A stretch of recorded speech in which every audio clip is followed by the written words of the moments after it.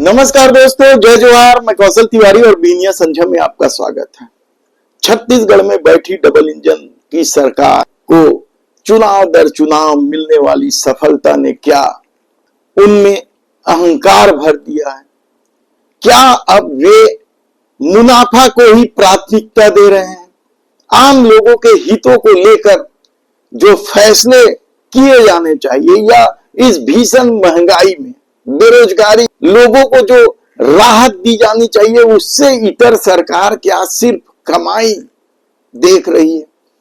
ये बड़ा सवाल इसलिए उठ रहा है क्योंकि जिस तरीके से छत्तीसगढ़ विद्युत मंडल ने घाटा दिखाकर नियामक आयोग से बिजली की दर बढ़ाने की कवायद कर रही है, ठीक उसी तरीके से क्या अब नगर निगम में भी लोगों की जेब ढीली करने की कवायद शुरू हो गई?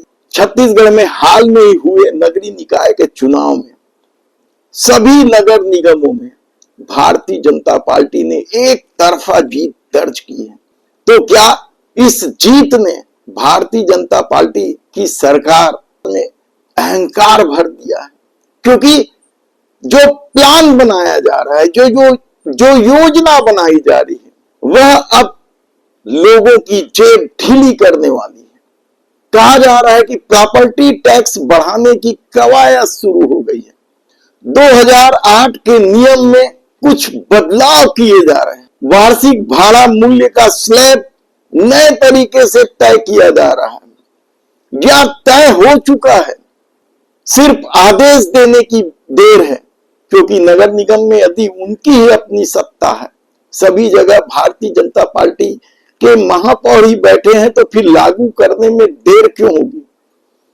और शायद यही वजह है कि अब जो खबर आ रही है कि प्रॉपर्टी टैक्स बढ़ाया जाएगा, उसके साथ ही पानी व सीवेज चार्ज बढ़ाने का भी प्रस्ताव तैयार हो चुका है और इसकी घोषणा किसी भी दिन की जा सकती है।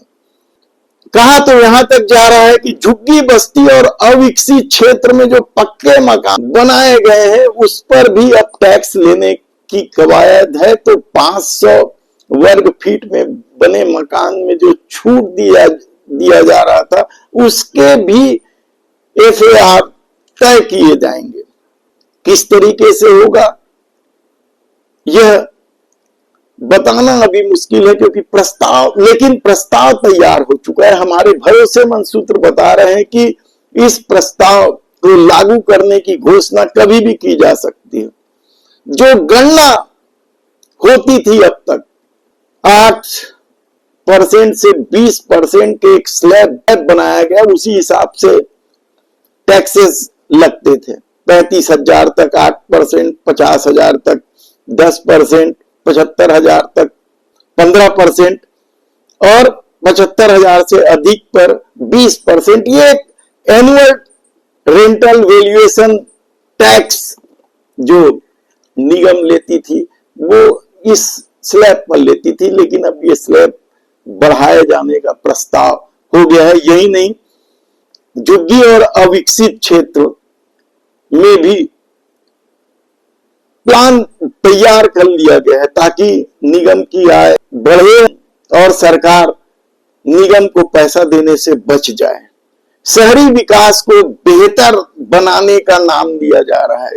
वैसे भी छत्तीसगढ़ सरकार का स्लोगन है कि हम ही बनाए, हम ही संवारेंगे, लेकिन क्या उस संवारने के फेर में जनता की जेब को ही ढीली की जाएगी?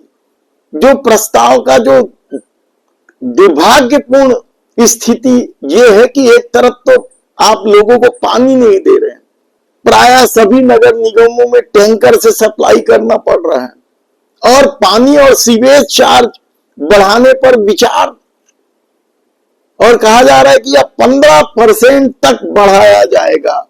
तो क्या छत्तीसगढ़ की जनता ने भारतीय जनता पार्टी को सभी नगर निगम में जिताकर कोई भूल कर दी है? धन्यवाद।